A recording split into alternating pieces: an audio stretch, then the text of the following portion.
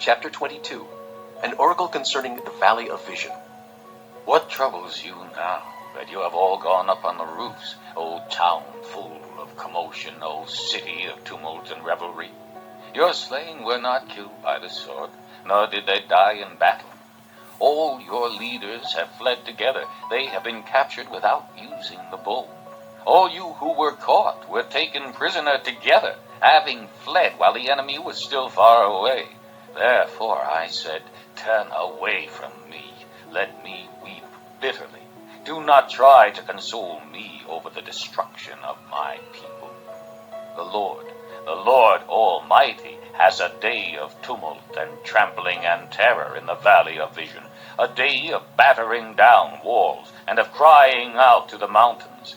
Elam takes up the quiver with her charioteers and horses. Kir uncovers the shield. Your choicest valleys are full of chariots, and horsemen are posted at the city gates. The defenses of Judah are stripped away. And you looked in that day to the weapons in the palace of the forest. You saw that the city of David had many breaches in its defenses. You stored up water in the lower pool. You counted the buildings in Jerusalem and tore down houses to strengthen the wall. You built a reservoir between the two walls for the water of the old pool. But you did not look to the one who made it, or have regard for the one who planned it long ago. The Lord Almighty called you on that day to weep and to wail, to tear out your hair and put on sackcloth. But see, there is joy and revelry, slaughtering of cattle and killing of sheep, eating of meat and drinking of wine. Let us eat and drink, you say, for tomorrow we die. The Lord Almighty has revealed this in my hearing. Till your dying day, this sin will not be atoned for, says the Lord Almighty.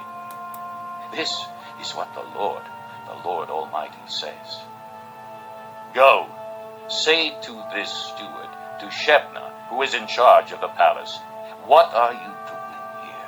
And who gave you permission to cut out a grave for yourself here, hewing your grave on the height and chiseling your resting place in the rock?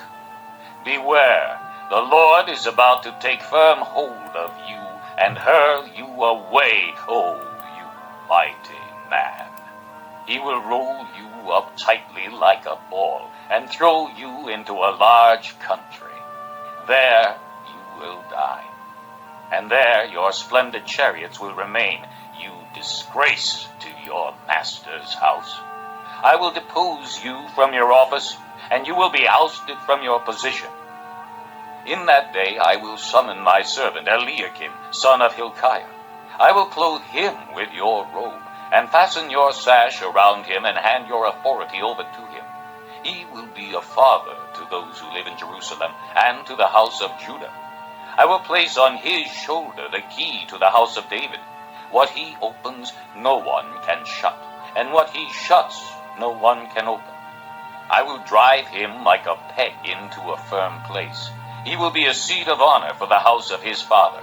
All the glory of his family will hang on him, its offspring and offshoots, all its lesser vessels, from the bowls to all the jars. In that day, declares the Lord Almighty, the peg driven into the firm place will give way. It will be sheared off and will fall, and the load hanging on it will be cut down. The Lord has spoken.